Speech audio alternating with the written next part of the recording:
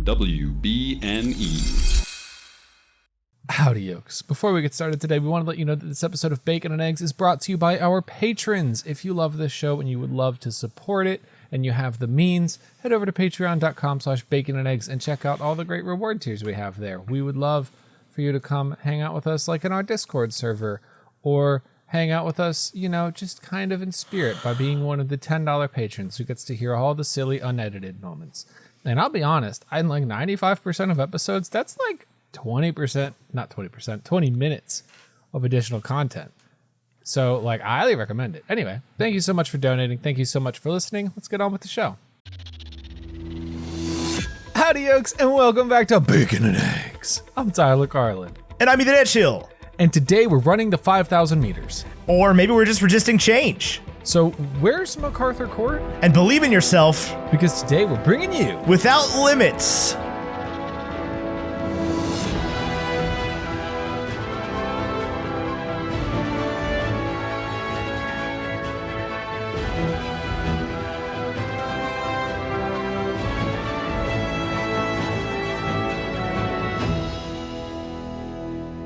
Without Limits was directed by Robert Towne, somebody I've never heard of until this exact moment.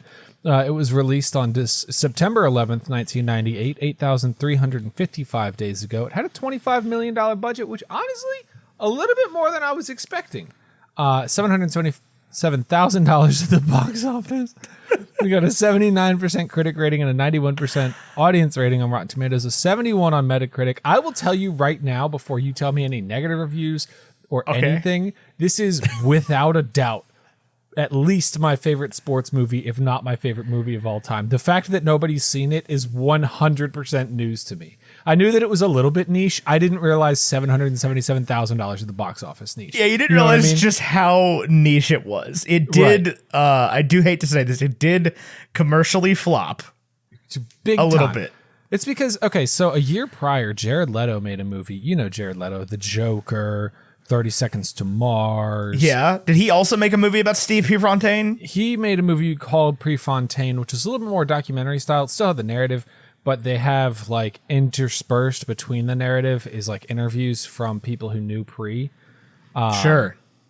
I personally, and as do the reviews, much prefer the Billy Crudup version because Billy Crudup, well, and I guess Jared Leto are both fantastic like method actors. But Billy Crudup is the best of the best. He's not the best of the best anything. You don't think so? Billy Crudup? Yeah. No, he's virtually nobody. Have you seen The Morning Show? I haven't, but he's virtually nobody. Man, he's very good in that. Have you seen anything? Have you seen Dallas Buyers Club? Like, I'm not here to fight with you about your favorite movie of all time, but like to be like a Billy Crudup is the best actor is a wild statement to me. I if you see him in other stuff, you'll be like, oh yeah, you know what? There might be something to this. I've seen him in other stuff. He's also Dr. Manhattan in The Watchmen. Yeah, and he was in Big Fish, and that movie was fine.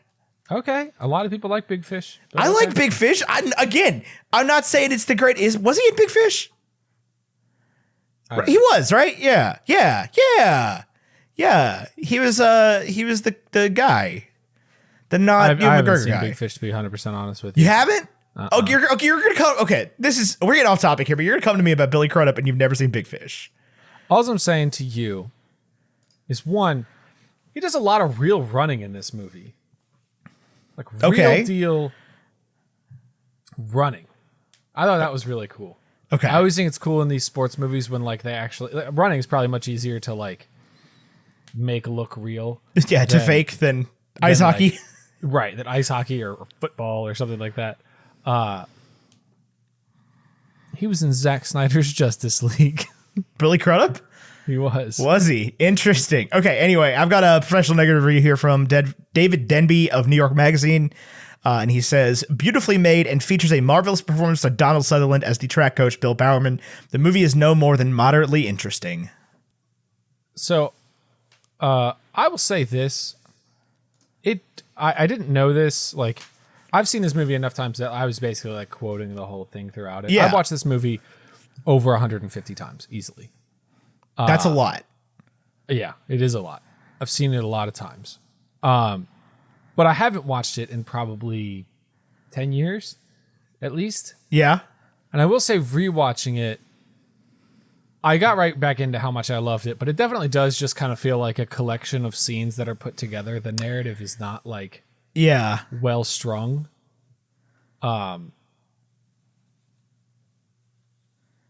So that's kind of what I have to say about that. How did you feel? Well, I need a positive review. I know, I'm working on it. That's my response to that. I will say Donald Sutherland as Coach Bowerman, founder of Nike, was phenomenal. He was phenomenal. I always forget he's in this movie because I've never seen it before. But like, and that's why you know who Donald Sutherland is. Yeah. Because like, if you look at the movies Tyler has seen prior to the Hunger Games, there's no reason for you to have like known who Donald Sutherland was except for him being in this movie, really.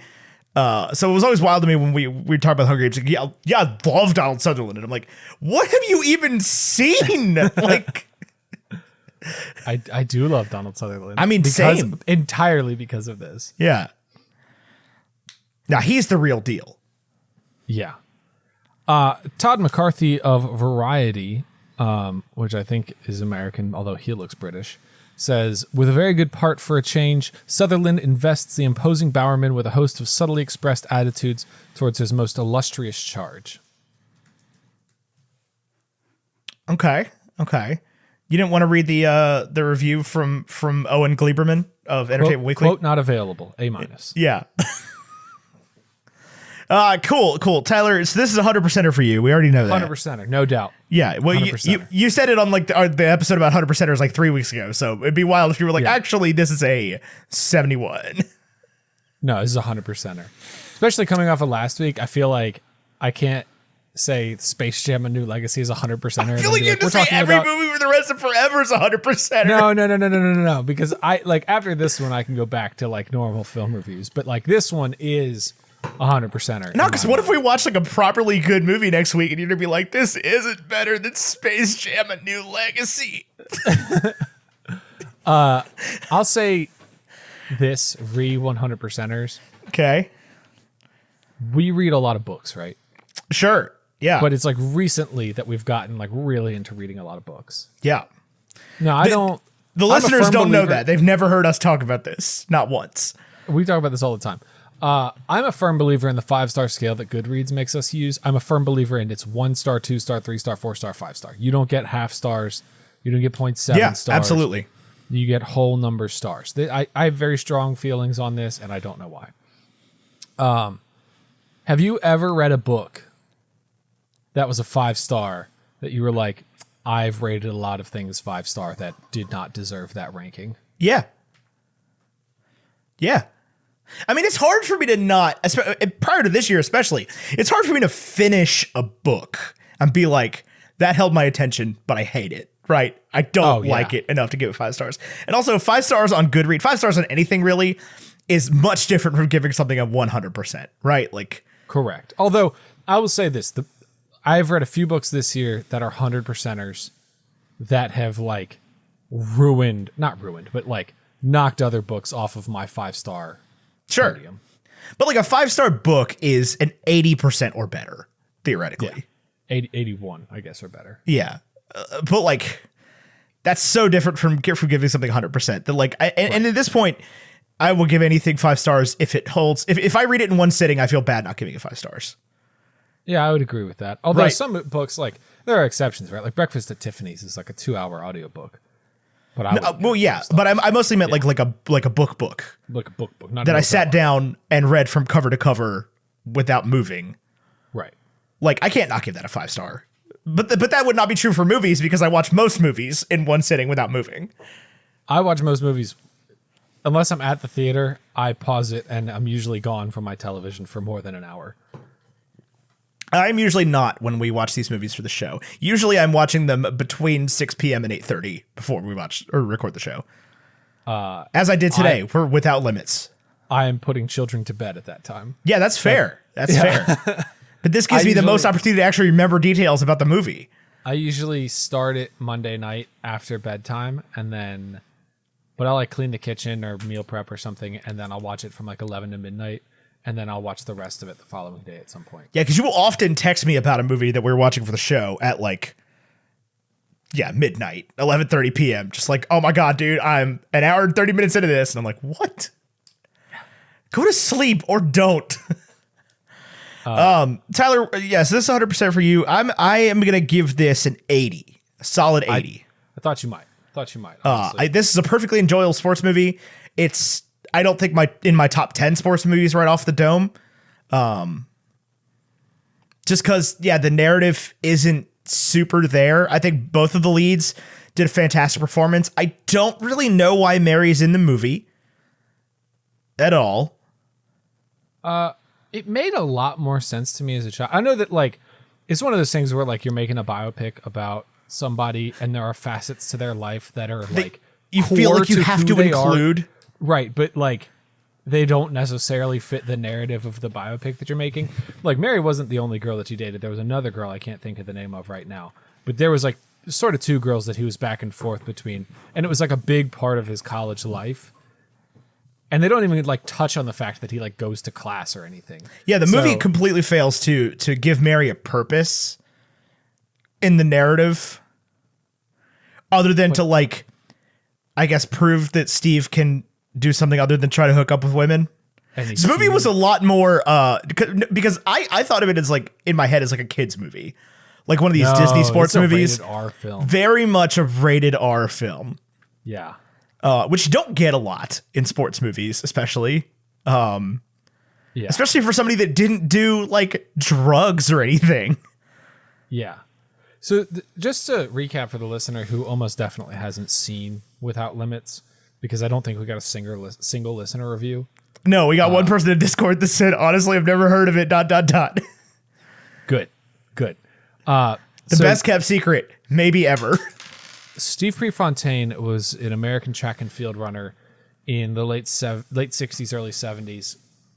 And he, up until at least 1998, held the record for the U19 men's 5,000 meter, which is a 5K, at like 13:39. Did somebody break it? I don't know. At least that's just what the end credits say. I don't keep up with the men's 5,000 meter U19 world record. Usain Bolt's U19 record just got beaten. Did it? Yeah, by an American. I know there's some kid that, like, is, like, supposed to be crazy fast. Yeah, an American, like, 18-year-old beat Usain Bolt's 100-meter U18 record. That's crazy. Yeah. So Steve Prefontaine graduates high school and runs for who becomes the founder of Nike, Bill Bowerman, is the coach of the Oregon track team. And Bowerman is very much like a team-oriented, strategy-oriented running coach where, you know, it's all about... The big complaint that Pre had with running was that everybody reserves for the final 200 meters, and then it's basically just who has the most head start for their kick to win the race. The first 4,800 don't matter at all. And to him, that was, like, unacceptable. Why would you not go out and run as hard as you could for 5,000 meters straight? Yeah. And may the best man win. Why do we have to put strategy into what is essentially a dead sprint? And so he would be like a front runner, and a lot of people, like, critiqued him for that because you have all this drag and you're letting all your competitors get all this extra energy because they're dragging off of you. He always ran out in front, but the side effect of Steve Prefontaine being a front runner was that, like, other than Usain Bolt, name a runner right now, Ethan. Exactly. I'll just stop. Allison Felix. Yeah, Allison Felix. Sha'Carri Richardson, I think, is her last name. But he was like a national celebrity. Like, he would front run and, like, just decimate these races. I mean, he would beat people by 200, 300 meters because he would just go dead all out. And by the time it came to kick, he was so far ahead that it didn't matter anyway, that, like, they couldn't possibly catch him. They were starting their kick when he was crossing the finish line. Sure. At the same time, though, I do just want to make it clear that I know the name Steve Prefontaine because of you.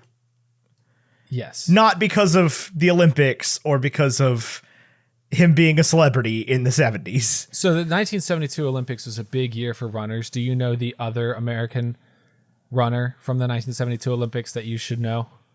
No. Okay. So there's a guy named Dave Waddle, and we'll get into him in just a minute. Okay.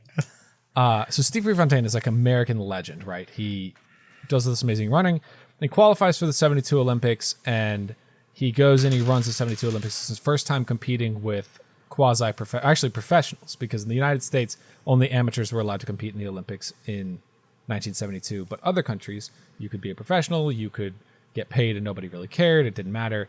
So the people who could just run all the time and didn't have to worry about like supporting their families. And Steve Prefontaine came from a very poor, broken home. So he's competing with all these fantastic runners from around the world. And there's this sort of like unspoken conspiracy between the other runners to box him in so that he can't kill them the entire first 2 miles. Because if he doesn't run fast enough in the first 2 miles, it doesn't matter how fast his third mile is if his lead's not great enough.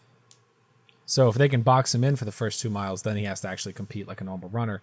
And the result is Steve Prefontaine comes in 4th place at the 1972 Olympics, losing to Vassir. He's a Finnish runner. But he loses, and the guy who wins the race ran 12 seconds slower than Pre's qualifying time. So he could have won the race. He was definitely fast enough. But it was like the strategy of running that caused him to lose this race, which is stupid. I like Pre's way better. Following up, he's like totally broken, and this whole story is about him believing in himself. And he's, working in a bar. He feels like he's nothing. And then he gets approached by Bowerman. He gets back into running, and he's training for the 1974 Olympic Games in Vancouver. 76 in Montreal. 76 in Montreal. Yes, you are correct. I'm wrong. 76 Olympics Games in Montreal, and he qualifies with an American record time. And that night of the qualification, he goes to a party with the guys he ran with and qualified with, and leaves the party to take somebody home, and then gets into a car accident and dies like 3 weeks before the Olympics. An American tragedy, truthfully. And he's going to break the world record for the 5,000 meters. Yeah, going to do the 61 second quarters or whatever, 62 second quarters. Yeah. So, we caught up on the story of Steve Prefontaine. We are caught up on the story of Steve Prefontaine. So, the celebrity goes into the Olympic Games, comes in 4th place in Munich. Opposite side of that, on the sprinting side of things, at the Olympic trial, I don't know the full story, but at the Olympic trial, essentially, this guy comes up that nobody's ever heard of. His name's Dave Waddle, and he runs with a golf cap on, like a baseball cap, but shorter. And he runs the 800 meter, and he qualifies for the Olympic Games, and he goes to Munich. In Munich, he gets injured in both of his knees, okay? And he goes out and he runs the 800 meter, and he does the exact same split 4 times in a row.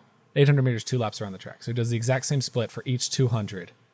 And even though he starts the race in last place by a mile, he ends up winning the I have seen this race. Yeah. And it's an incredible race. And I'm going to send it to Ethan so that he can have it, because it's just amazing. But that's the other end of the story, is that like Pre was this big celebrity going into the Olympics. And this isn't in the movie at all, but Pre was this big celebrity going into the Olympics, and he comes in 4th. Dave Waddle's nobody, and he wins gold. And that's kind of what I love about sport, is that like anybody can be anything at any time. Any race can be won by anyone. Also, if you're listening in June of 2023, the Olympics were on when we were covering this. So yeah, we covered this because it was Olympic. The Olympics are actively on right now. Track and field has not started, but the Olympics are on. You know what's funny? I probably won't watch any track and field. I will. Yeah? Summer Olympics, man. That's all they put in prime time. You got to have Peacock Premium or whatever. Summer Olympics sucks. Oh, I mean, it doesn't suck. I love it dearly. I do. I really do love the Olympics, but Winter Olympics is where it's at. Yeah? You think so? Yeah, absolutely. It's way more fun. Oh, I disagree. I've always liked the Summer Olympics. I mean, I don't know. It's just like, I like watching swimming and gymnastics and running, but like, that's all they show on TV. What's your take on the whole gymnastics situation? What do you mean? With Simone Biles dropping out of the team competition. Yeah, I mean, she got hurt. I think it was, I don't think it was like a physical injury, because I think she's still competing, right? Well, yeah, I don't know. She had a bad vault and got herself psyched out. And that can, I guess, for a competitor like that, if you're doing like balance beam and stuff, is like equally as dangerous as actually just performing with an injury. Like you have to go in there. That's what the people are saying all day is like, you have to go in there like Steve Prefontaine, like knowing that you can do it. Right. Having no doubt in yourself whatsoever, or you will hurt yourself. Yeah. And So- you don't think she had that? Yeah, I mean that's I guess what she was saying. I don't really know. I haven't kept up with it much. I watched it happen this morning, but I do know that like I'm Team Simone Biles anyway. yeah, I mean same. Like she doesn't owe anybody anything. The Olympics are supposed to be fun. Like it's not the most serious competition in the world for any of these sports, especially in the Summer Olympics. Like Is it not? I would think that gymnastics and swimming peak at the Olympics. no, it's all about the World Championships. Unless you're like Michael Phelps. And Simone Biles. And Simone Biles, yeah. But she was like, she had said a couple days ago, she was like, I am not having any fun this year. Like, this just isn't good for me. So, I've seen a lot of people that are very mad on both ends of the spectrum. And it's very weird. I feel like we're at this kind of, I feel like by Thursday when this episode comes out, there will be more defined opinions on this. Sure, yeah. But as of right now, there's it's very weird. It's like there is no, if you are like, I feel like a lot of issues that come up sort of divide themselves on political lines, which I'm not getting into politics, but I feel like there is no like clear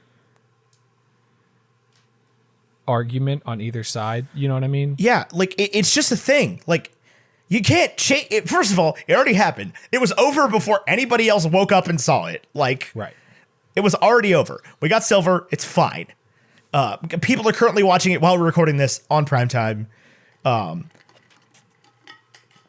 yeah, I haven't seen a ton of people. There's been a couple that are just like, oh, well, you know, I think she should have, if she could perform, like whatever. But what I have seen is like a million people being like, she doesn't owe anybody anything. Like the Olympic Committee should be ashamed of itself. And I'm sure there's something more to the story than I know. And I get that there was the whole controversy between this Olympics and the last Olympics. And if you want to watch the documentary Athlete A, go find out all about it, then go for it. But that's like sort of not what any of this is about, but people are like using it to make it about that. Mm-hmm.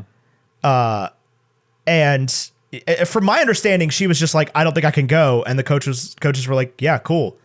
We'll sub you out. Like, it's not worth it. It's fine.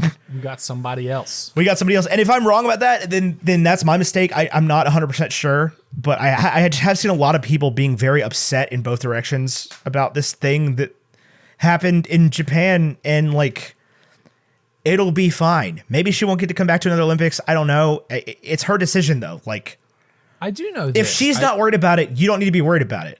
I do know this in that, like, I think it is very easy to draw the conclusion, like, Tom Brady's never missed a game because he was psyched out. Or LeBron James has never missed a game. Or Michael Jordan never missed a game because he was psyched out. Or whoever. I think it's very easy, if you don't understand gymnastics, and Yeah. I don't, to be like, to be confused, like, that's not a you don't get to call yourself the greatest of all time and then get psyched out.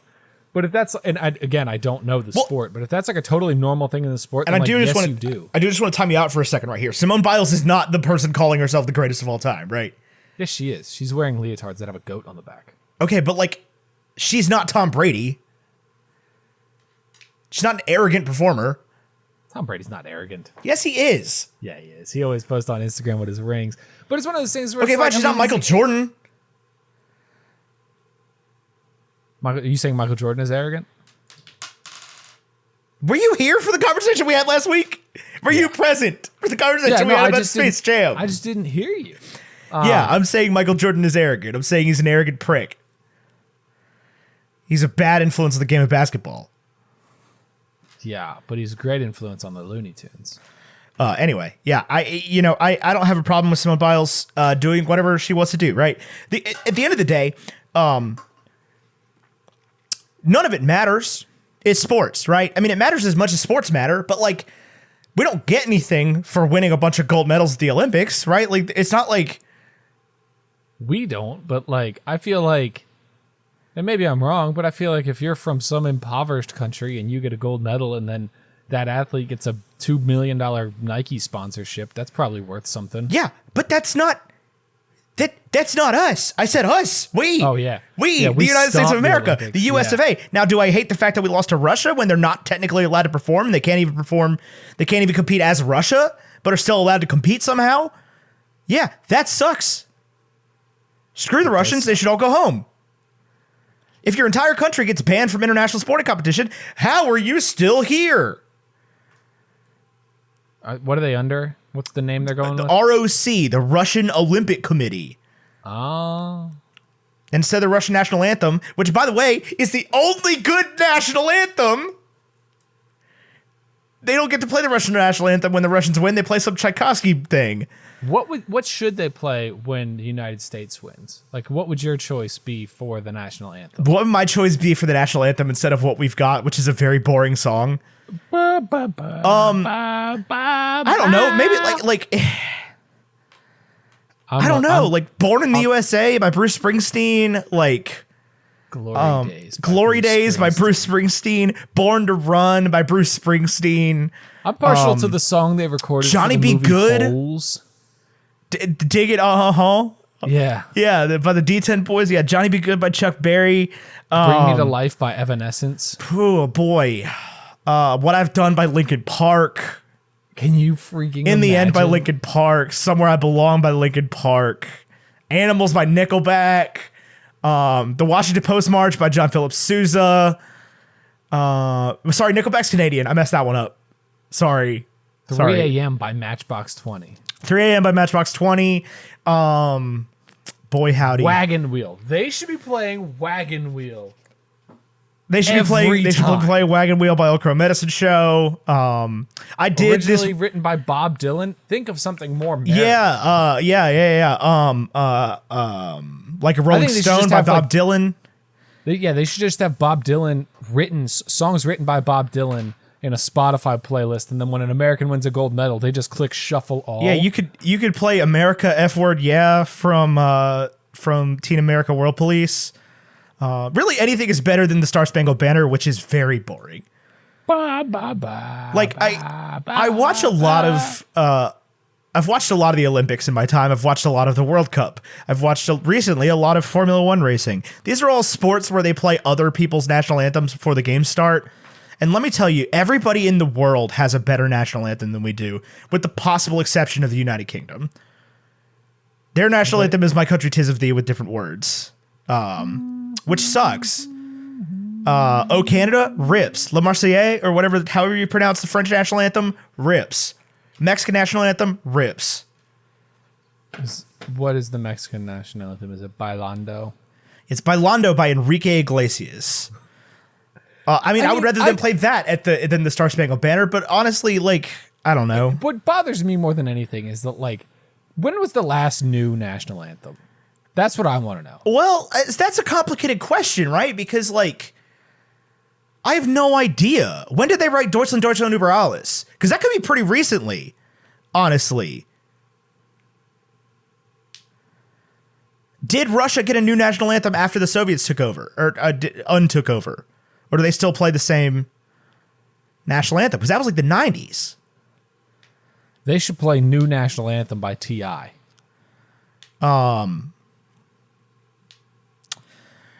They shouldn't do that.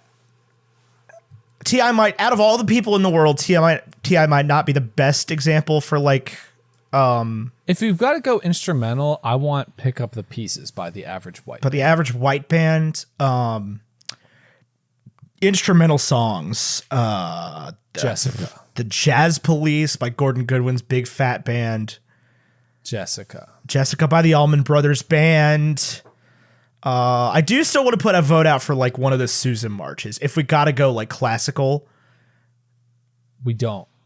I know, but, like... I'm of the firm belief that, like, the fact that universities in music teach classical music and then, like, pop music is an elective is completely backwards. Everything should be about how music is today. So what is the most recent... I'm just going to ignore this question because I don't care. What is the most recent national anthem? Did we find out? It's got to be, like, Kyrgyzstan or Georgia or Bosnia or something. One of the, like, former Soviet republics that became a country for the first time in 1991.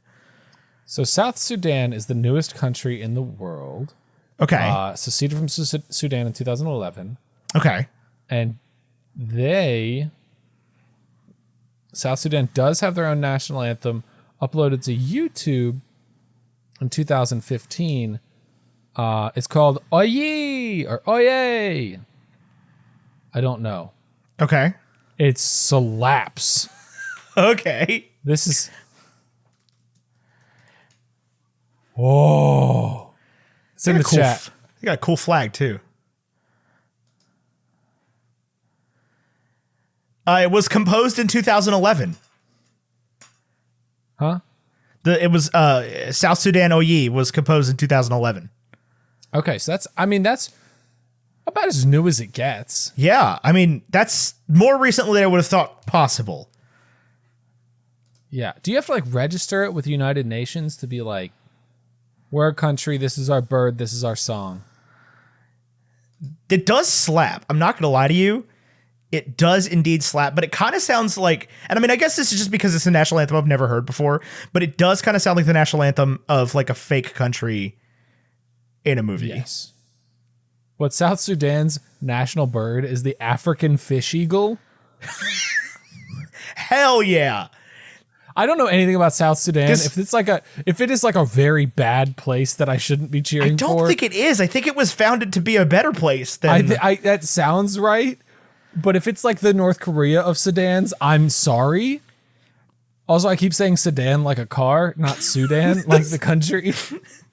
I know that there for a while, people refer to normal Sudan as the Sudan for some reason. Ooh. Like there's several countries that get this treatment, right? Because like Ukraine is just Ukraine, but people call it the Ukraine. Like the Ohio State. Like the Ohio State University. I don't know why, but yeah, it was people would say the Sudan. Like we have to do a fundraiser for the Sudan, and I don't know why. I don't know anything about Sudan proper. North Sudan. I know that there was some turmoil going on in Sudan. We were in college. Oh, if we were in college, then it didn't happen. There were no current events from the year. Coney 2012 happened while we were in college. Darn right it did. And then you know what? Everybody was like, nah, who cares about that dude enslaving children? That one guy. I mean, seriously, like it is the most, and that's what really began cancel culture in America, which is the problem is like legitimately Invisible Children was like, hey, we want to stop child trafficking. We want to stop specifically this guy. Well, before they had been around before that because they did a follow-up by music video. But they were like, we want to stop child trafficking, whatever. And then the like leader was like found masturbating in his car or whatever. And they were like, yo, this guy's canceled forever. Take your money back from this charity. Yeah. Like, and I get that like charities have to be run by somebody and the person that runs a charity is always going to be kind of a dick. It's just sort of the way of the world. But, yeah, so this is a movie that we watched about a distance runner. Mid-distance. Mid-distance. Possibly the least interesting kind of running you can do at the Olympics. Did you not watch the 1972 5,000 meter? Well, I was negative 21. But I mean, in the movie, did you watch it? Yeah, I mean, I watched it in the movie, and they did a bad job of explaining what was going on in the movie, honestly. Yeah, they did. I feel like I was watching it today, and I was like, oh, they're doing the thing against him. And I was watching it, and I was like, go around. Hey, Pre, just go around. And Donald Sutherland's like, he's got it. It's fine.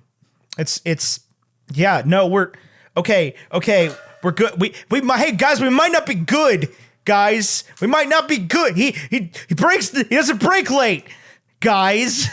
Doesn't break late. And I was like, why doesn't he just go? And then you were like, oh, there's an unspoken agreement to box him out. And I was like, they didn't say that. It was very unspoken. Like, it's very clear that's what they're doing. If you've seen the movie 150 times, maybe. Yeah. I've met Frank Shorter. I think I knew that. I have multiple Frank Shorter autographs. Yeah. Your brothers were talking about this recently on their show. Yeah. But it was unrecently enough that I'd forgot, because the whole time I'm like, watching this movie and they're like Frank Shorter, and I'm like, why does Frank Shorter sound familiar? And then I remember that Steve died, and I was like, shoot. Yeah.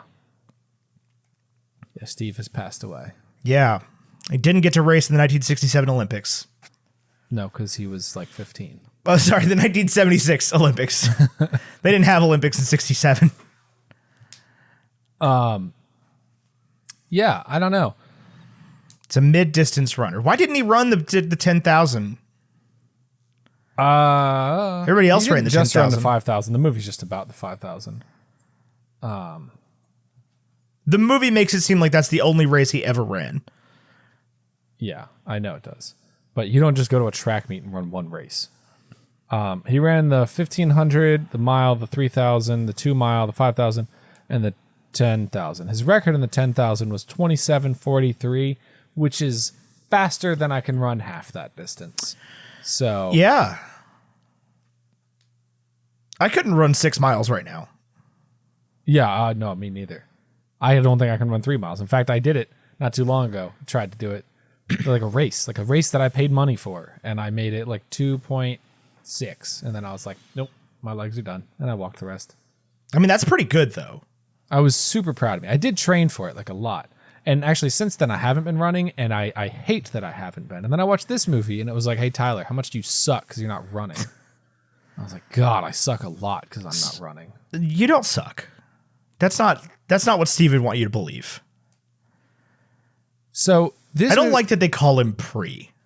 Oh, I love that they call him Pre. It's a garbage they call him nickname. Rube, too. I don't know why. It bothers you? No, it bothers me they call him Pre. That like they introduced him as Pre in Meats. I think that was very much like, I don't know how real that was, but I think it was definitely to show how showboaty, like. Yeah. Sure. Why did they call him Rube? Nickname. Rube? My dad explained this to me when I was a kid, that like, I guess your dad would have done this as well, because my dad and your dad are from the same place, but I guess it's like a Northerners calling, like, I don't know, like rookies or like inexperienced people, they call them like Reuben or Rube. Ah, interesting. I don't know. I mean, obviously it happened in the 70s, but I don't know how true it is. Sure. We don't live in the Pacific Northwest in 1970. No, I didn't know the Pacific Northwest existed in 1970, honestly. Truthfully, me neither. I don't think Seattle did exist. Surely Seattle exists. Not if, hey man, we went to Seattle and there in 1970, none of those buildings were built. When was the Space Needle built? 61, baby. No way. April 17th, 1961. That's they built wild. the whole thing that day. Tax day, baby. What are we buying? Tax day. We're Space buying Needle. the Space Needle. They got one of them in Canada. What are we buying? Space. We're buying the needle. We went to the Space Needle. That was pretty cool. That was cool. They got a floor made of glass. They got a bar up there. It's neat. They got, what do they call the local beer? Rainier. Right near. You can drink Dilly Dillies. Yeah. I guess that's Bud Light, but like. We had a beer in space. Space Needle. We had a beer in Space Needle. A Rainier. It is tall. It's very tall. It's very tall. The stuff around it looks very small when you're up there.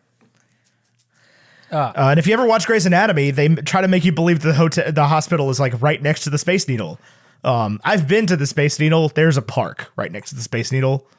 It is round. There's more than a park. Although we tried to fly a drone at that park, and some dude was like, they will literally shoot it out of the sky. Which is wild. And I was like, whoa. Whoa, Seattle's wild. But yeah, because Seattle had guns. Yeah, I can tell you that Gray Sloan Memorial Hospital is not there. No. So the movie, Ethan. The movie. The greatest story ever told. So I like this better than Chariots of Fire. You like this better than Chariots of Fire? For sure, yeah. They also just shamelessly use the Olympic music as score in this movie. Oh yeah, I think if you're like, when did John Williams write Summon the Heroes? Yeah. Some of the heroes, the song from this movie that they play over and over again was debuted 2 years before this movie came out in 1996 In Atlanta. for the 96 games. So was not a part of the 72 Olympic Games. Wait, which one is Summon the Heroes?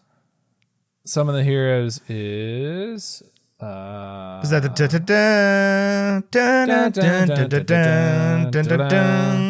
boom boom? yeah. One of the Oh, greatest, actually, there's some fun history to some one of of the the heroes. I think greatest I've pieces told of this- music ever written. I think I've told this story on this very podcast before. Maybe there hasn't been a Summer Olympics since the last time, or since we started the podcast. Fun fact. That is weird. So, Well, there's supposed to be one last summer. It got delayed. John Williams very impressed there's a trumpet player in the 90s by the name of Tim Morrison. And so when John Williams was commissioned to write the Olympic theme for the 1996 Olympic Games, he wanted to like center it around Tim Morrison. Right? Okay. And so he does. And the Summer of the Heroes has that beautiful giant trumpet solo, like literally right out the gate. And it's fantastic. It's one of the greatest trumpet solos ever written in music. Definitely one of the most heroic. Well, then in 2000 in Sydney, they wanted to do that. So they hired a trumpet player named Jim Morrison. The Scream Machine guy. And he played the Scream Machine. And it was awful. You played Scream Machine instead of Some of the No. Heroes? Have you never heard it? I'll send it to you right now. No, I haven't. It is Ladies and the gentlemen, most if you want to hear obs- some trumpet performing, go look up Scream Machine by Jim Morrison. is James Morrison. Jim Morrison's the guy from The Doors. Yeah. Um, I just it sent is you the unlistenable. yeah, it's just like if you're like a trumpet player, it's got this own like little silliness to it. Yeah, I remember thinking it was cool when we were in high school. Yeah. So And then I listen went to back the- and listened to it. I was like, how did I pay attention to this? Listen to what I just sent you. What I love about this video, if you're watching it, Ethan, is that like the rest, they don't have like military bands in Australia or marching band the way that we do. Yeah. So everybody's standing at attention with their horns like at their waist. Like there's no showmanship to it whatsoever, except James just going nutso on the horn. All right, I stopped it. I do not remember the opening ceremonies for the Sydney Olympics, but I do remember plenty about the Sydney Olympics. That's the I first don't know. one I like properly watched. I remember we were like in, child Michael Phelps. Michael Phelps wouldn't have competed in 2000. He absolutely competed in Sydney. He did? Yeah. Absolutely No way. competed in Sydney. No way. Oh my, he was 15, youngest American to compete in an Olympic Games in 68 years. Yeah. No way. He didn't medal at all, but he was the youngest. And then at 19 and 23 and 27, he wrecked face. Yeah.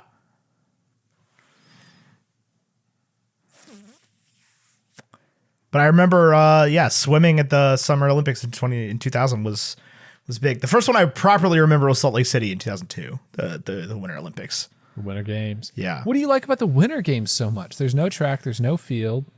Okay.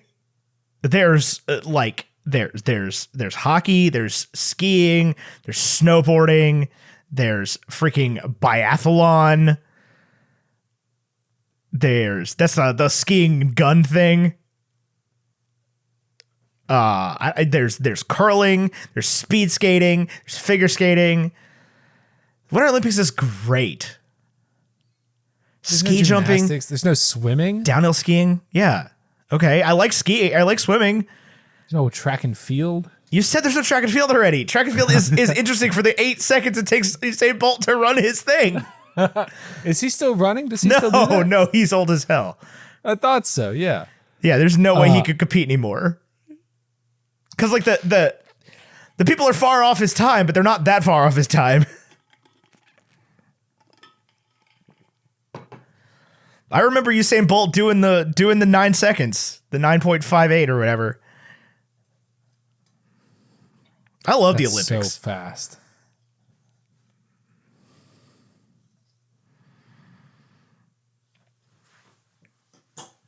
So I'm looking up And the Winter Olympics are great, man. Apollo Ono, Bodie Miller, freaking Miracle on Ice. I don't know. I just don't know those people. I've always liked the Summer. I guess I don't know those people either. I like the Summer Olympics. I've gotten to, if I end up, here's what I'm doing. And I know this is like what the athletes want, but I've gotten to the point where if I watch an athlete compete and I enjoy the event, or they like tell the athlete's story and I'm like, ooh, that's interesting, I will follow them on Instagram. Fair. I follow our fencer. What's her name? I've forgotten already. I don't know. She got the first, I know some of the swimmers. I know Katie Ledecky. I know Katie Ledecky. I could probably, I bet I have 3 degrees of separation max between me and Katie Ledecky. Yeah, Katie Ledecky, the Maryland girl. I obviously know Simone Biles. There's that one male swimmer. He's like a villain, right? No. Lottie's gone. Oh, okay. Yeah, there's Ryan Murphy is the guy. He's like a 100-meter backstroker or whatever. That's all. That's what I swam. That was my event. Man, the guys that do the men's like short distance strokes are crazy, dude. The guy that freaking won the like men's 100-meter breaststroke from England has the top 20 times ever, like all of them. And he's huge. Yeah, I believe it. Like he's fully triangle built, just like a real ray through Yeah. the water. Breaststroke is so weird because so much of it can be done under the water. Because Yeah. like your pullout is faster and your launch is faster than the swim. Although the way like this is why I like running. Because everybody on Earth who has 2 legs, for the most part, can run. Anybody who can walk can run. And what I like about running is it puts into sharp contrast how much better professional athletes are than you. yeah. Like, I don't think I can like, there's been a lot of conversation in the basketball community lately that like NBA players are 1,000 times better than you think they are. The best person you've ever played basketball with could not hold a candle to an NBA player. The worst NBA player. I love the conversation that went around on TikTok for a while about basketball. That was like, they take the whole world in a draft. Where do you go? Wait, what do you mean? Like, if everybody in the NBA or everybody in the world gets drafted in the NBA, like, what round do you go in? Like, oh God, I'm deep. I don't think you're that deep. Oh, yeah, I guess I'm not. I'm like, You got to think about, first of all, how many people, because you could beat most, I think, 70-plus-year-olds. You could beat them at basketball. yes. Most, and you could beat all babies. I think I would be in the top 50% of 28-year-olds. Do you think you go in the first billion? Second billion. Second billion. Yeah, that's the conversation I love, is because people are being like ridiculously like honest about it. Like, I gotta think there are a lot of countries around the world that are just like, they have better natural diets than Americans do. Yeah. So like, large swaths of Africa focus heavily on physical fitness. I just could not compete. Yeah, you're Right. going to lose to most of Africa at basketball. And like, with some playing, I bet a lot of Chinese players could do well because the diet is better there. I know Japanese people eat really well. I think I could beat most of Europe. The real question is, first of all, here's the real we're learning question. that Europe is a lot Hold on. better at basketball Real than we ever give question. them credit for. But Yeah, no, France is very good. 1-on-1, could I beat Seamus Gorman in basketball? I don't think so. Way taller than I don't think so. I don't know. I'm a lot I taller bet he than like Seamus. plays basketball secretly. Like, He owns that Fila hoodie. yeah, like I think find me an Olympic sport that I couldn't beat Seamus Gorman in. I bet I could beat Seamus Gorman in footy. I don't think you could. I don't know. Do you Soccer is one. I don't think I could either. I'm certain that he naturally, like just by being in Europe, plays way more often than I can imagine. Like it's just a part of their lives, and he watches more of it, and he's aware of strategy and things. But I will say that like when I kick a soccer ball, I am always surprised at like how naturally the sport feels to me. Not that I'm good at it, but that like how comfortable I am in that setting. You know what? You like know with what? The basketball, I feel like an idiot. You know what Olympic sport I am naturally gifted in, and this is a real shame considering my personal situation, but skeet shooting. I am a gifted skeet shooter. I saw Chris and Sarah went skeet shooting at Floyd Fest. Did you not attend that? I did. Well, it was just at the house. We just were at Did the you house. go? Did you participate? A couple times, yeah. Did you hit? Yeah. Tyler, I'm good at it. Like, Okay. it was actually it was I don't think I'd become like a gun guy or anything, but it was sort of nice to claim that back a little bit. Yeah. It took a step toward overcoming a fear there, which was nice. But yeah, I am dumb good at it. Really? Yeah. Just like it like, because I went a couple times on work trips when I was working at State Farm. We'd go up to the homestead and do their like competition course there. Mm-hmm. And both of the times we did it, the instructors were like, "Have you done this before?" And I was like, "No, this is my first or second time." They're like, "You should do this as like a thing." I was like, You're good at this. No, I'm fine. That sounds expensive. You just told me this gun was $5,000. Like I don't want to do that. It also means that you have to like store a firearm. In my home, right? Like we don't have like I'm sure I was about to say I don't think we have just like a club around here, but I'm sure we do. Yeah. Yeah, 100% we do. But if I was going to tomorrow decide to try to become an Olympian, that's probably what I would do it in. I think... What do I think that at 28 years old, I could pick up and get at least quasi-Olympic level good at? I think there's only a few options here. Lifting. I think you can always get better at lifting. Yeah. I think that has a later drop off than like running. Like I don't think I could start today and be like, I'm gonna do speed work and be an Olympic 100 meter runner. No, I think you've already done too much damage to your body from right. But like I don't think I could get to what the guys in the Olympics do for lifting, but I think I have a better chance there than a lot of things. Skeet shooting, I think slalom ski. Nope. Your knees would explode. Not slalom ski, cross country ski. You said this recently, but I think I've got a better chance at that. I mean, that's fair. Yeah, no. Slalom skiing, yeah, you did not learn young enough. The rafting, the like canoe, whitewater rafting, I don't think I could do that to save my life.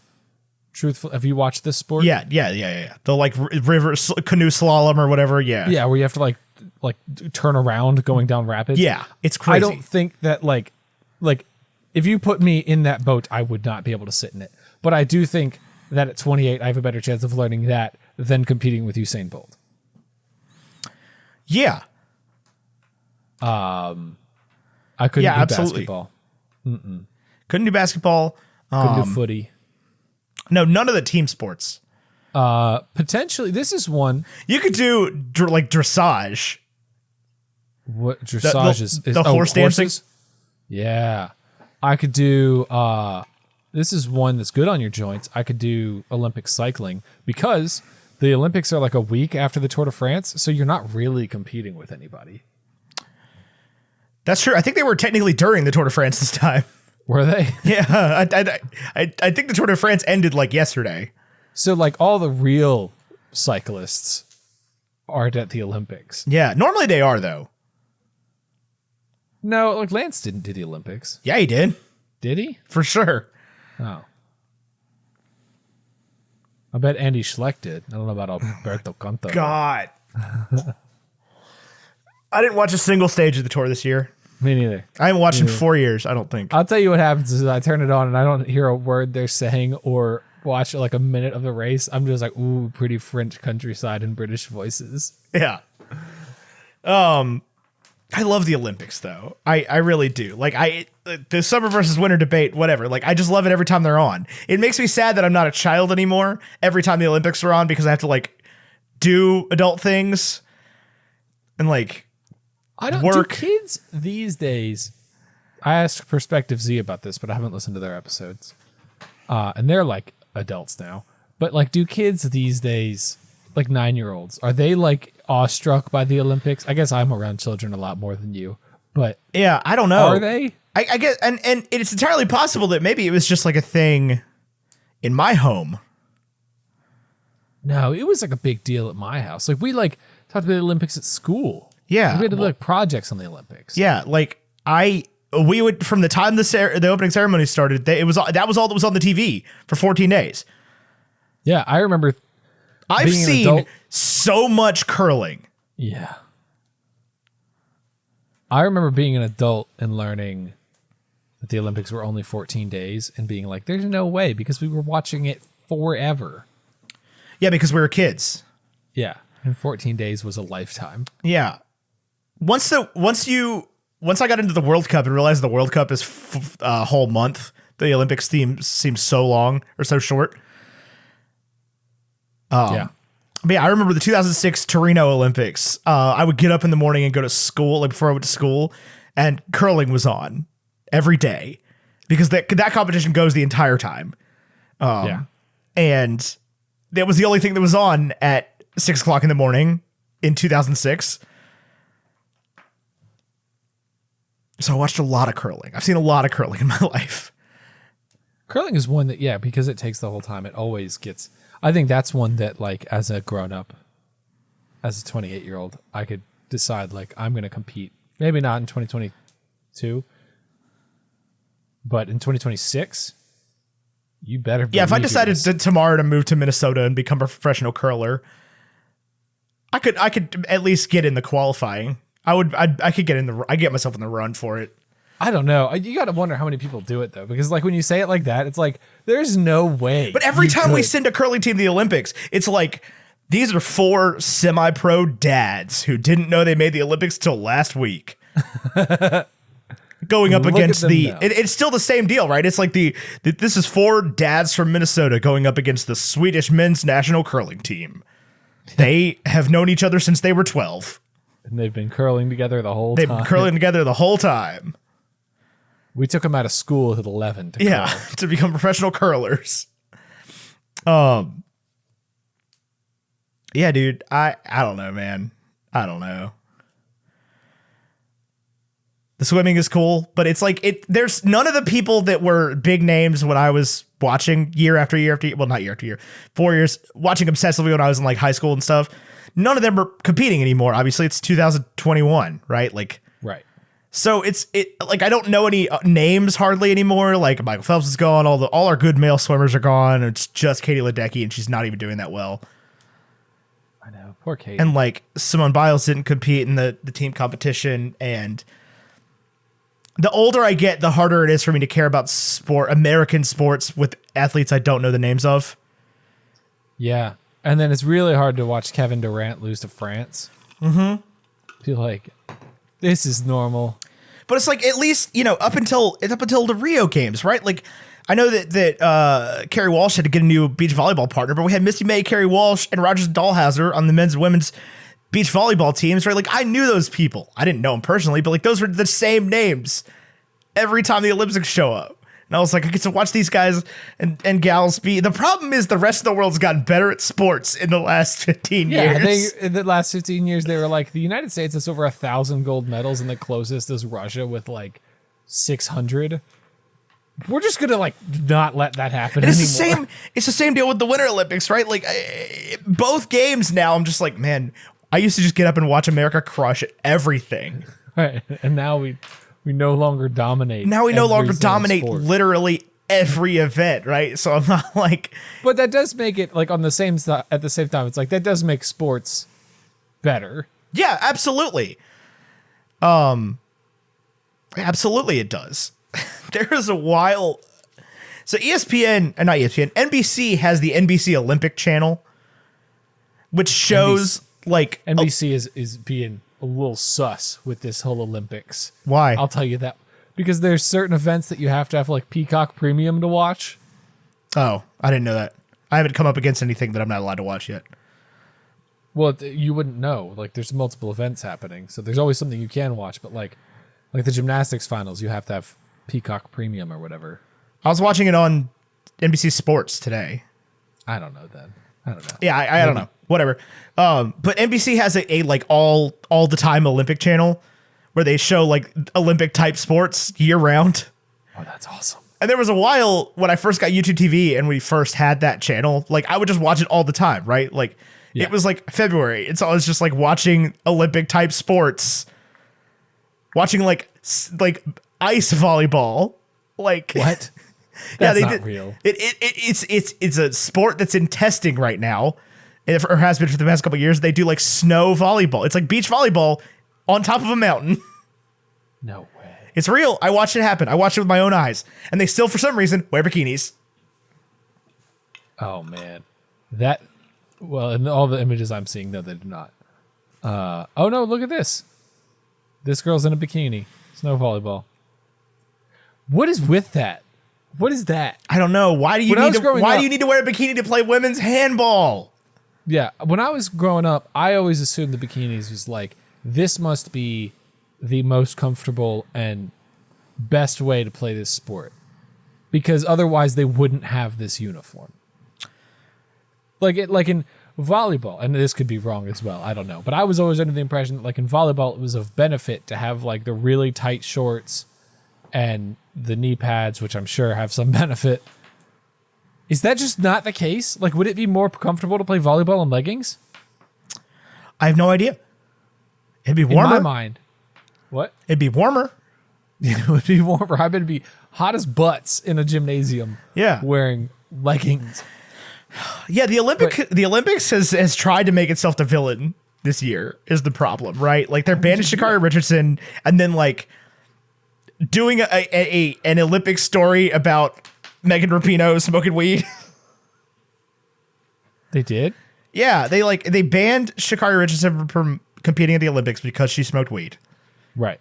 And then Megan Rapinoe gets to compete. And then Megan Rapinoe gets like a feature on like Olympics.com of like how athletes use cannabis to help train. Oh my God. And it's just like I guess they were like, oh man, the Oscars have started doing better. It's not, so much Oscars so white anymore. It has to be like Olympics so white now. We gotta mess it up. I don't know if you watched this movie we watched, but Olympics so white. I mean, yeah. 1972. Yeah. Well, this movie doesn't have a single black person in it. Correct. The Oregon track team is. Granted, this was the Pacific Why Northwest is Mary in this movie? In 1972. I don't know that there were black people there. Why is she on the cover of the movie is the real question. When I was a kid, her part seemed so much more important and so much more involved. I will say, if she was like the thing that got Steve to go running again, maybe, but it's not. I mean, she goes and finds him and finds out where he's working and tells Bowerman, and then Bowerman goes and finds him. Yeah, Bowerman does the convincing. He should be making out with Bowerman on the movie poster. What was I gonna say? Yeah, when I was a kid, it made more sense that she was in it. I will also say that when I was a kid, I'd be like, "There's no Civil War monuments in Eugene, Oregon. There was no Oregon. There probably was. There was also a Civil War monument. Yeah, that's a fun fact. There's a 25-foot statue of a Union soldier surrounded by 51 graves of Civil War veterans. They were Union soldiers. I will also say, again, not to get political on this podcast, I will not do it. You will not make me. I think the Civil War is a misnomer. That would imply that it was one country. Anyway, that's all I'm going to say. No, it is. It was one country. The United States of America did not acknowledge the Confederate States of America as existing. That's why they get to keep calling it the Civil War. I guess so. Because the Confederate States of America lost and never got to be a country. Well, when we were kids, they taught us that South Carolina seceded. Okay? Succeeded in secession. Well, they didn't. Clearly, because South Carolina is still a state. Sometimes I wish it wasn't, but it is still a state. Yeah. Anyway, the movie we're watching, Mary Marks was in it. She's an author of some sort that it says there at the end. Yeah, she lives and writes in Oregon.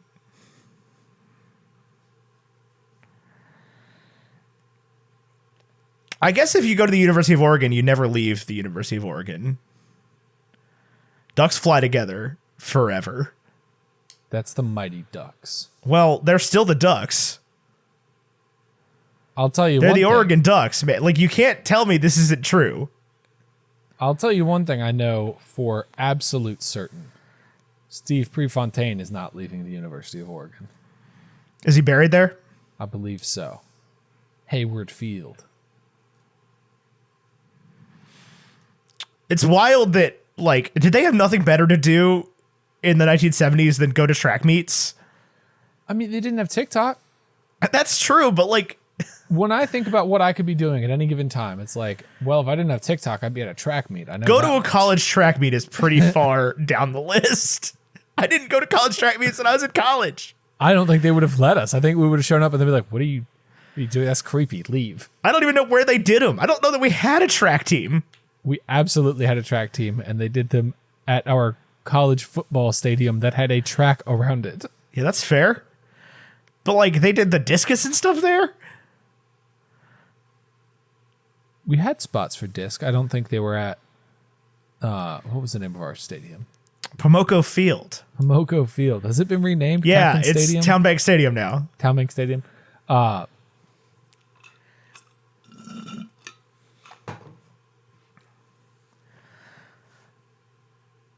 That's all I got. I Okay. don't know what else to say. Well, Yeah, we definitely had a track team because there would always be pictures from the CNU Athletics Twitter account being like, track and field played this week, had a match this week against Salisbury University. Well done, Belle Tunstall, on winning every event. I don't know that Belle Tunstall was on the track team. No, I think she's on field hockey. She was on the field hockey team for sure. Yeah. I went to That's one the of her only games one time. I think I went to one field hockey match. They played in the same spot as lacrosse, right? Yeah, I went to like 5 or 6. Yeah. I know that we were very good at field hockey. I Yes. also know that field hockey is a sport I don't even a little bit understand because it does not look real when you watch it. It's crazy. It's an Yes. insane sport. How do you get into it? I guess you have to go to a high school that has a field hockey So team. as an right? American, yeah, you have to go to a high school that has a field hockey team. But like other places, it's like a big deal. Nuh-uh. Yeah. Do we win in the international level? I have no idea. Because like England, it's just hockey, right? That's what they call hockey. Isn't it cold in England? Where's all the ice? They don't have ice hockey. It's so that for them it's hockey and ice hockey, whereas for us it's hockey and field hockey. Hockey and field hockey. Hockey and field hockey. I do. I just I can't stop. The whole time I was watching this movie, I was like, I'm Jerry O'Callahan, play for the University of Minnesota or University of Boston. Who played Jerry O'Callahan? He's from Miracle. Oh, He was OC. Jack O'Callahan, Boston University. what I want to know, I do think we should. My name is Michael retitle this Ruzione. I episode- play for the United States of America. We should retitle this episode something about the Olympics Instead of something about. without limits. I'm just glad you finally watched it. Oh, I When you enjoyed it very watched much. It was Did perfectly. you learn anything perfectly fine about movie. me watching the movie, other than Donald Sutherland? Well, yeah, I learned like, yeah, that that's why you know Donald Sutherland. That's why you know Billy Crudup. I learned that Hank from Breaking Bad was in this movie. Yes, minerals. Yeah, minerals. Bowerman. Jesus Christ, Bill, they're minerals. Ethan from Lost is in this movie. Is he? Yeah, he's the preacher guy. Oh, yes, you are right. So Bob, is with the giant dong. yeah. When I was a kid, I Why didn't was get that joke. scene in this movie? This movie, it's great. It's a great movie. I had a lot of fun watching it. It makes no sense. I do think there are scenes where it's like Steve Prefontaine, like if you know the 70s and you're like, Steve Prefontaine was at Oregon when they burned the dorm in protest of the Vietnam War, and they didn't put that in the movie. You're like, what the heck? But in 2021, it's like, you obviously would not include that. If you make this movie 2021, you don't include the bombing at the Olympics either. The you don't think so? You don't think you include September the massacre or Israeli? whatever? Well, I mean, I think you can include it, but like you have to make it make sense with the movie, right? Like, Yeah. Steve has to care in some way. It has to affect Steve in some way. Yes. I think there's a lot of narrative about Bowerman in this movie that it's easy to miss because it's about Pre. But there's so much narrative about like Bowerman growing as a coach and dealing with the 72 Olympic situation and developing Nike and the waffle iron souls. Yeah. And I'm surprised they haven't made that movie, honestly. I think it's because Pre's a more interesting story. Then the founder of Nike? Well, because in order to talk about the founder of Nike, you have to talk about the runner he tested the shoes on. Yeah, but you also have to talk about like Air Jordan and I guess you would talk more about like I think you Phil start, Knight and like basketball. I think if you talk about the founder of Nike and Bowerman, I think you start the movie with Pre and Bowerman on the deck and him being like, "Oh, these are the molds I cut out." Like I don't think you do. I think maybe you show a little bit about him measuring the feet of his players and or of his runners and stuff like that. But like really, where the story starts is like Pre does the test run with the true Nike prototype. I mean, you start with Bill Bowerman running as a kid. Yeah. But I okay, that's the end of the first act, and then the rest of the movie is building off of that moment. Yeah, is about Nike. Right. Just call the movie like- Victory. Like you get Kiefer Sutherland to play Bill Bowerman. I mean, you talk about Oregon, right? You talk about like I've always liked Oregon. yeah, you talk about the freaking talk about Chip Kelly, man. You talk about the national championship. They lost. I do? No, like you would in the movie. Oh, yes. Talk about pro combat. It's Nike, man. Like Talk about the Oregon uniforms. I get, yeah, that's what I'm saying. It's like I get that it's like, oh man, this guy wanted to go up against, Adolf Dassler and his freaking shoe empire with his waffle iron, and that's a great story, right? But it became Nike, Yeah. Like the Nike. the second best shoe brand in the world. Wow. I don't know about all that. I've always been an Adidas freak. Yeah. So I do want to circle back to like when I think about running and I think about that as being like a sport that I want to participate in, I don't think about Pre's record runs and I don't think about the strategy and I don't think about any of that. I think about truly that scene we were just talking about where Pre gets the final Nike prototype and goes on that run and loses track of time. That to me is the essence of like, I want to be far enough in my journey with fitness that I can go for a run and lose track of time on that run. That would be rad. Like, I don't have to go fast. I just want to like keep, like, I don't want to be burdened by like, oh Right, my you God, want to be my able to legs run are without getting hating tired. it. Right. My legs are tired or I hate this. Like, I want to be able to, put on part 1 of Mistborn by Brandon Sanderson at 1.7x and listen for 4 hours straight while I run. That's a long time. That is a long time. I'll settle for 2 hours. I just want to like be able to keep going. Yeah. And that to me has always been like the point. And I'm very bad at it. This is why I hate running more than anything. It's not that like my legs are tired, it's that I am at all tired and I've gone 0.6 miles. Yeah. That's what frustrates me. Well, if Steve Prefontaine would have you believe that there's no such thing as talent and that everybody can be as good as him, he's better at pain. He is better at pain. And then I love that Bowerman eventually hands that back in his face. And it's just like, for you to say you don't have talent is absurd, you idiot. Like, You are talent incarnate. Yeah. The reason you are so good is because you're talent incarnate and don't know. You good? Yeah. And you sorry, keep Sam Jones pushing texted me. and working and trying. Like, there's a moment early in this movie, Priest still in high school, and Matthew Lillard shows up at his house to recruit. And he's like, hey, guys, you want to go for an easy 10-mile run? Wait, one of those guys is Matthew Lillard?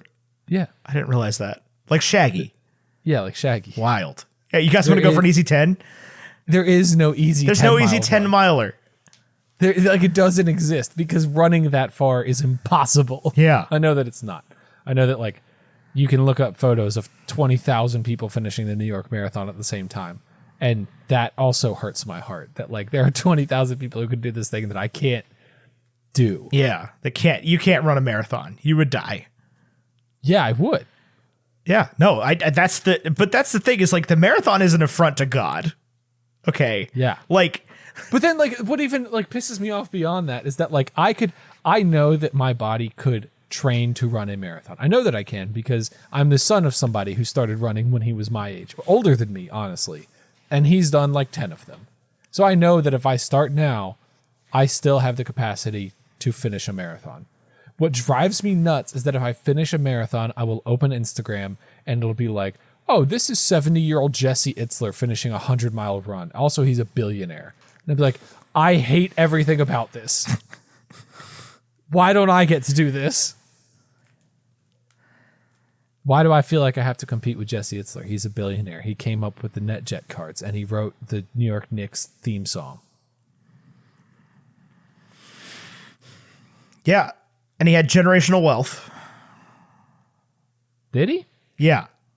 I'm sure he did. You don't get to be a billionaire with that generational wealth. You don't get to pitch NetJets without already having money, right? Like, you don't get to go into the boardroom. Yeah, no. His parents owned a successful business that he turned into, like, multiple successful businesses. Billionaires, man. Yeah.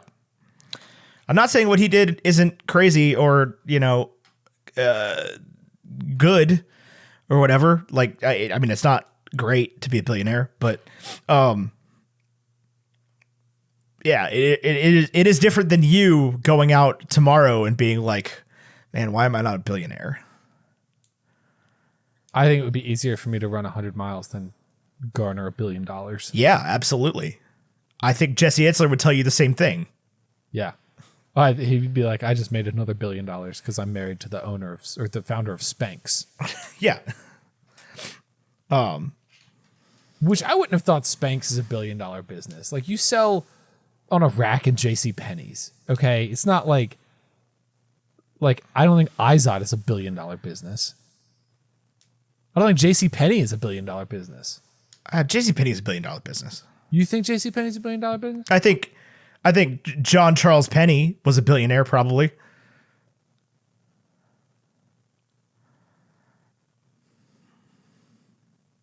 Huh. The company has more than $1.2 billion of cash and credit availability. But also, like, you don't get to be billionaire by starting a $1 billion company. Correct. You get to be a billionaire by starting a $1 billion company and then selling it and then investing that money in stocks. Yes. Unless you're Jeff Bezos and you accidentally fall ass backwards from selling books into the biggest online shopping enterprise ever. It's still a shitty app and a shitty website. Like, I don't understand how it gets to be the best. I know how it gets to be the best. Is because if I place an order now in relatively remote compared to New York City, Roanoke, it's at my house in 2 days. Yeah. That's how it got to be the best. Yeah. There's still nothing compared to Sears. I saw something the other day that actually kind of upset me. There's still nothing compared to the Dutch East India Trading Company. Who, Amazon? Amazon, yeah. You don't think they're as big as Sears was? They're not as big as Sears was. Really? Sears, I believe the thing was that I just saw recently, that Sears and Amazon, like, Sears had the same valuation as Amazon does right now in 1978 or whatever. Like, They have a sole but in the same dollar. Like oh dang. If Amazon's worth, let's say $1 billion, Sears was worth $1 billion in 1978. 1978 money. Yeah. Sears Amazon's used to not sell. worth I mean, $1 Sears, billion. first of all, had been around by 1978 for like 5 times as long as Amazon. Yeah, and they sold you could buy your house. They sold houses, cars, trains. My granddad was a house builder for Sears for a while. Where like they would send house parts, on a train, and he and his team would go pick them up and assemble the house. You could do it yourself. You could do it yourself.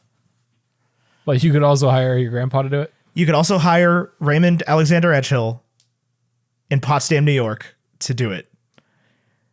That's nuts. Yeah. He was in college. That was his college side job. Yeah, Sears always baffles me because when I think about Sears, I think about like, this is garbage. Anyway, this is something I saw the other day that made me upset. Somebody was like, Dolly Parton didn't use her money, her $150 million to go to space. She used it to buy 150 million books and give them to children. And all I could think was like, man, where's the cheapest place to buy 150 million books? To be fair, I don't think it works like that. I seriously doubt that Dolly Parton bought those $150 million worth of books at retail. On Amazon? On Amazon. One at a time. Okay, but surely Jeff Bezos has some sort of in with the big five, right? Yeah. But so does anybody with money. Right. They're book publishers. They want to sell books. Right. They don't care. They don't care about Barnes & Noble. Well, they don't like Amazon. I know that because Amazon will sell ebooks below the cost. Amazon's the worst. Yeah. Which is such like a... But like... you stinkers. Alfred A. Knopf doesn't get anything special if you buy your books at Books A Million over Barnes & Noble, right? Like they just care about selling books. Right. For the most part, they don't care who the middleman is. Right. Well, that was a conversation with Beth was like, where can I buy your book so that you net the most dollars? Even if it's like $3 versus $2, Sure. I would rather you get 3 Great British pounds. Yeah. I guess that's not, it's the pound. Yeah, that's still the pound. And she was like, I have no idea. Just buy it. Just buy it wherever you see it. If you see it, buy it. Yeah. And I was like, okay, will do. I found one of Beth's books on the tables at Barnes & Noble the other day and sent it to her. Really? Yeah. Oh, because the new Kissing Booth movie's coming out. Yeah. And so the second Kissing Booth book was on the like young adult paperbacks. Nice. I think I have the second one. I bought both of them at Barnes & Noble. And I have Lockdown on London Lane. No, not that one. I have the Christmas It won't be Christmas without you. Yeah. I love that book. I will get Lockdown on London Lane when it comes out. Same. But obviously I don't have it because it's not out. Unless I know anybody that can get me An ARC. An ARC. I'll write a review. I don't think she has them yet. I don't think they're printed. Yeah, I don't think they are. I've done ARCs in ebook. I'm happy to, we can make that happen. But yeah, it does kind of defeat the purpose of me having a book in my hands. I have bought. I honestly don't think I bought any of the books I've read this year off Amazon, except for Kindle books. I've bought a fair few. There's some that like, I should be better about this. If you go into any bookstore, listener, or Ethan, I guess, if you go to any bookstore and there's an ISBN that you want and you can find it even on Amazon or wherever, like you can hand it to the bookstore and they'll be like, yes, we will order this for you. And they might order it from Amazon. I don't know. I think they order it from the publisher, but then you're like giving more money to your local bookstore. And it works the same for Books A Million and Barnes & Noble if you want to go to one of like the big box, but not local, but not Amazon. One of those two. So the problem is I have to go to, I like Barnes & Noble better than Amazon because for convenience. It is more convenient for me to have it now than in 2 days.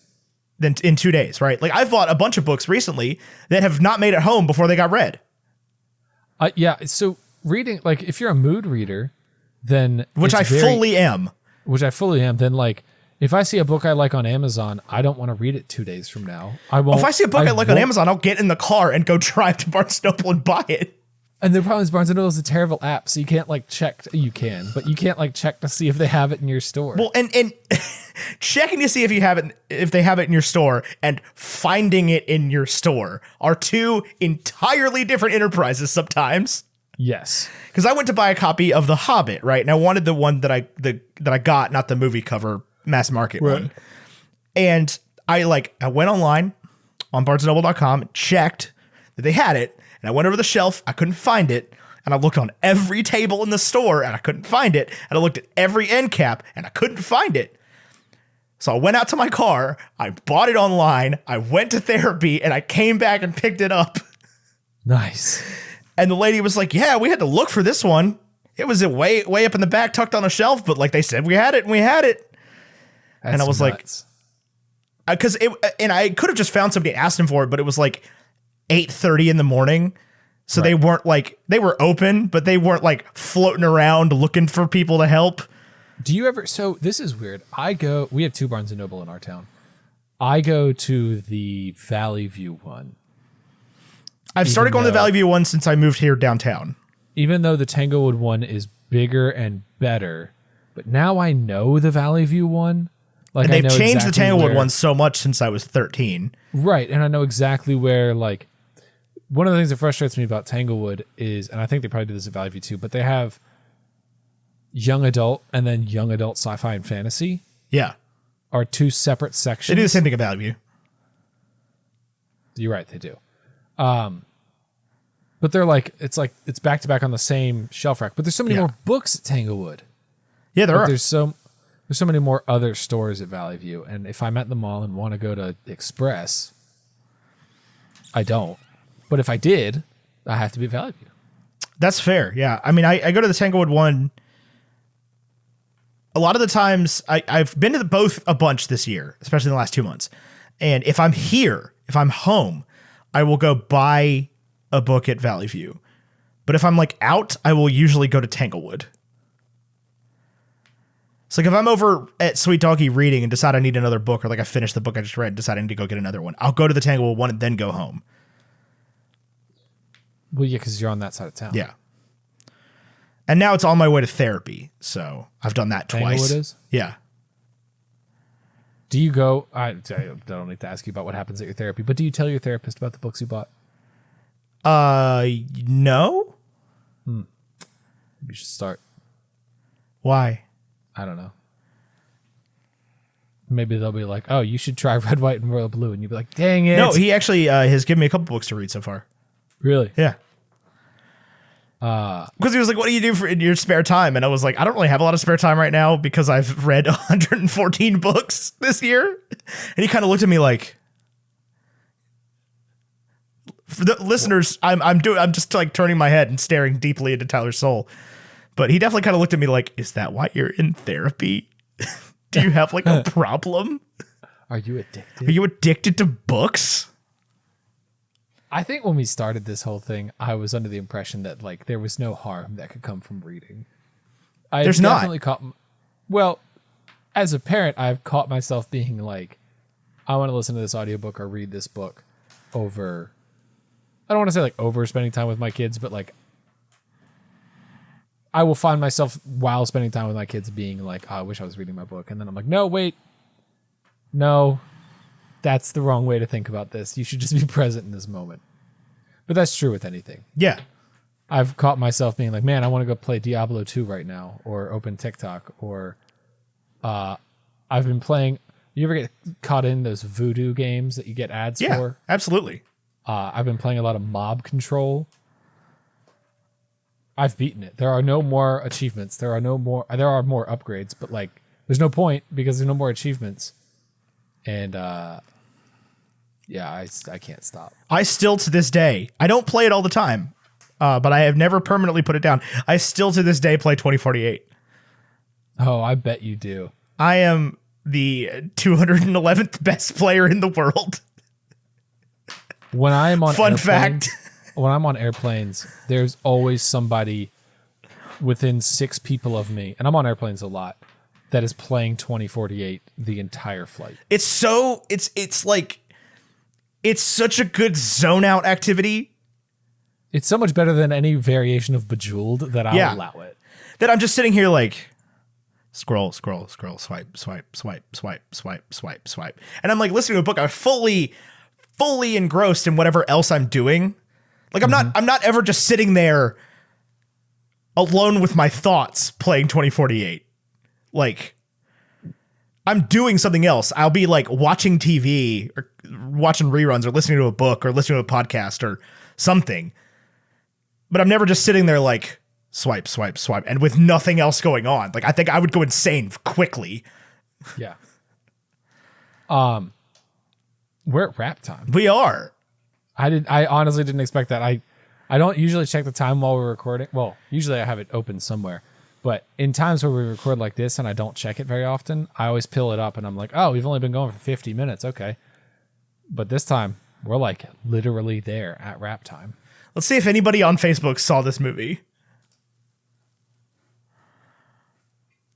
I want you to know that if nobody has, then I can call my mom to have her tell us it's 100%er. Yeah, but if you do that, then like it'll make it the best movie we've ever reviewed. No, it's not. The 79 will pull it down. And the 71.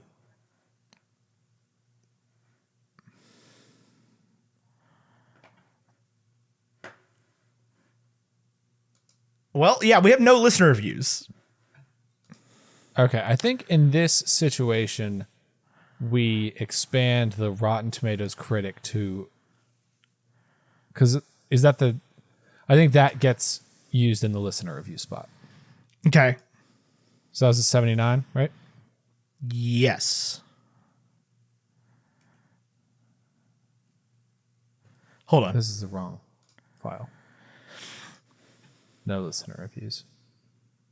That's okay, listeners. I highly... Ethan, is this a 1? Should people see it? Yeah, you should see this movie. You should see all sports movies. You should know this story. You should know all... Like, if you're an American, you should know as many of the great American Olympic stories as possible. 100, 80, 79... What was Metacritic? 71? 71. And Rotten Tomatoes audience is the only one I'm missing. 91. 91. That brings this movie to an 84.7, which is an 85 by B&E standards. Does not put it in the top 5. It actually ranks it between War Games and I Love Dogs, which is an 84.85 and an 84.45. So right above I Love Dogs. I could see that. Yeah, that's no, I couldn't. I have no comparison there. Not as good as War Games is a little surprising to me. Wait, are you going to the musical Sam Jones? He asked me if I could. At the time I was like, yeah, I think I can go, but I don't think I can. So, probably not. Sad day. Yeah.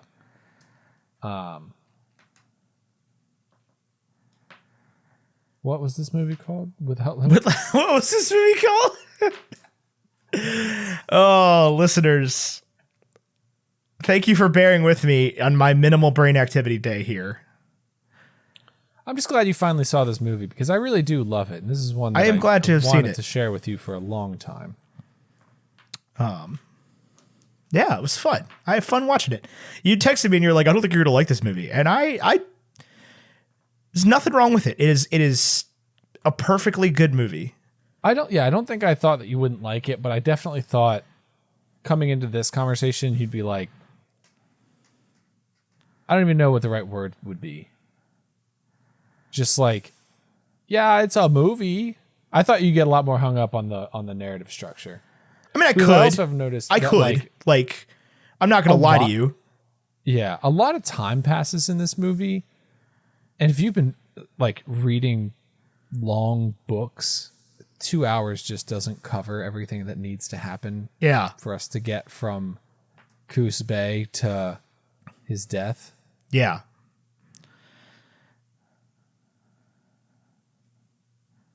Just get an education. That would be nice too. The mom never comes back. Nope. Yeah, I could definitely get hung up on the narrative structure, but that is like, that's not a conversation I'm interested in having because I know how much you love this movie. And like at the end of the day, it just doesn't matter. It made $777,000 at the box office in 1998. Like the stakes here aren't the same as they were last week, right? Like Space Jam being bad is an affront to humanity. This movie gets to just exist however it wants to, right? This is a 90s sports movie, and will always be a soft spot in my heart for this type of movie.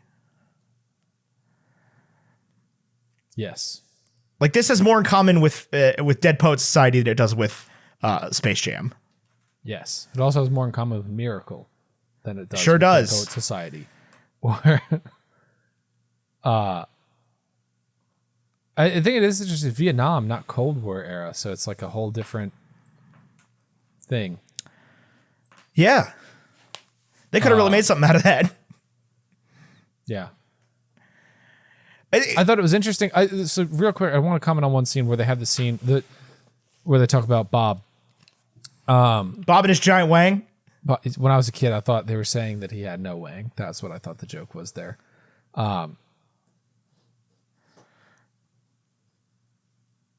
The idea of a coach coming in and saying like,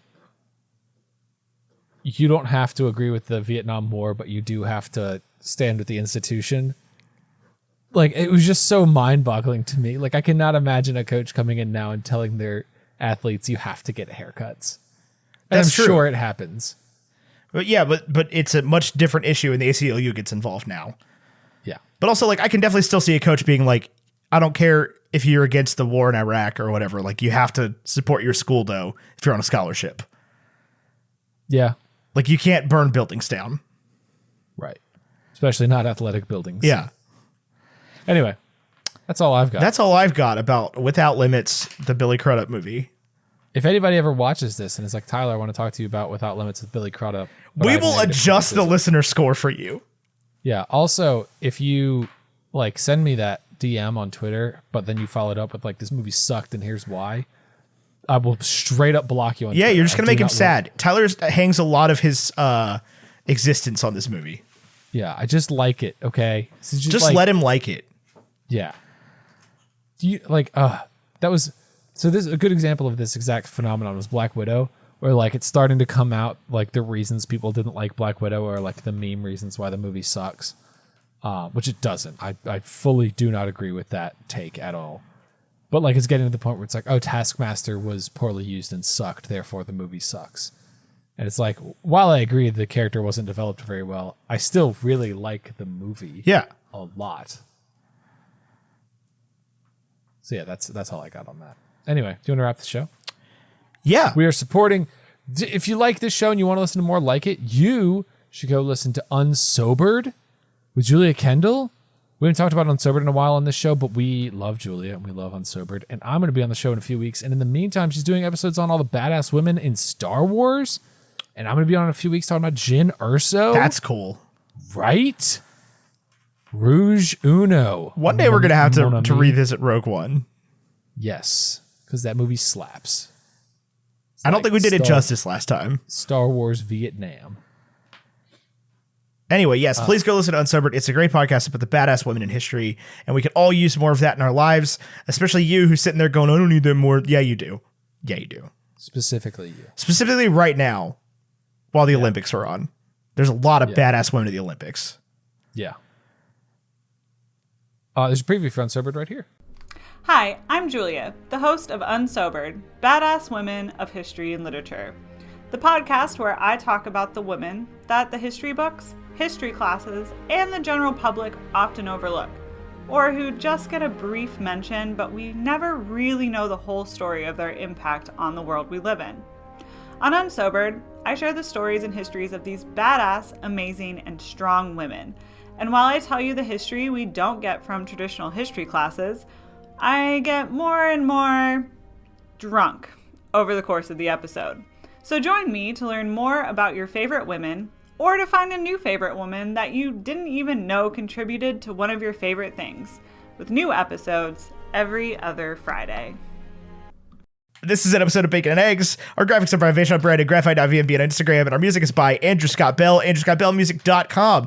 Find both those links in the description, as well as the WBNE.org address to get all of your podcasts every day, wherever you get your podcasts. This is a proud production of the WBNE Network. My name is Ethan Edgehill. He's Tyler Carlin. And until next time, arrivederci. An absurd pastime upon which to be exhausting ourselves.